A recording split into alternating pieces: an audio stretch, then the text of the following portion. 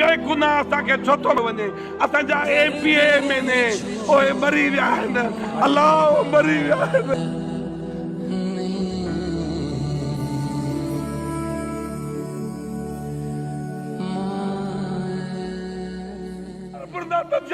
जो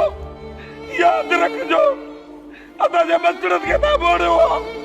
असांजा घर बार बचा तबाह करे छॾिया बाज़ार में भी हथ सां मोड़ियो बाज़ार में हींअर भी हथ सां मोड़ियो हथ सां मोड़ियो तालिम तव्हां हथ सां मोड़ियो अल्लाह बेपरवाह बादशाह तव्हांखां हिसाब किताब ज़रूर थींदो अल्लाह तव्हांजे मस्जिद खां बि वठंदो हिसाब किताब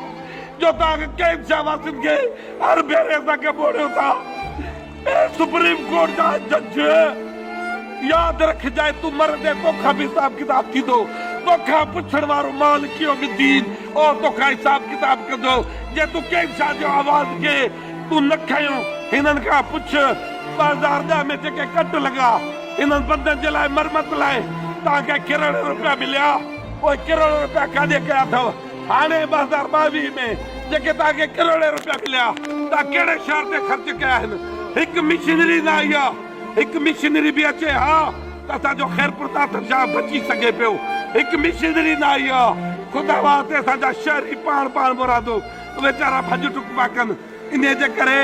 मां वस वारनि खे सॼे पाकिस्तान जे सॼी दुनिया जे माण्हुनि जे वस वारनि खे अपील थो कयां ख़ुदा हिन ख़ैरपुर शाह खे ॿियो भेरो मोड़ियो थो वञे इन शइ जी पूरी जांच कई वञे अल्लाह मरी विया आहिनि अल्लाह मरी विया आहिनि APM में कोन्हनि न उनजो आवाज़ आहे असांजो को निमाइंदो कोन्हे वो ज़ालिम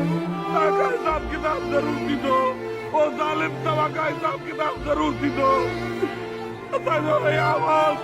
सुप्रीम कोर्ट जे जज न वरितो क़यामत जे ॾींहुं तोखां हिसाब किताब थींदो यादि रखजांइ सिंध हाई कोर्ट जे चीफ जस्टिस उन का भी हिसाब किताब ज़रूर थींदो असांजा बचड़ा दरपतर 5 लख आबादी हींअर असांजी दरपतर आहे इन में असांजा बचड़ा मासूम कैंप फाथल कैंपस में उन्हनि खे कॾहिं एॾो बेदर्दी सां थो वञे एॾो बेदर्दी किथां न थींदो आहे किथे आहे रेस्क्यू माण्हू लाश लुड़नि था पिया असांजे लाशनि खे केरु कोन थो कढे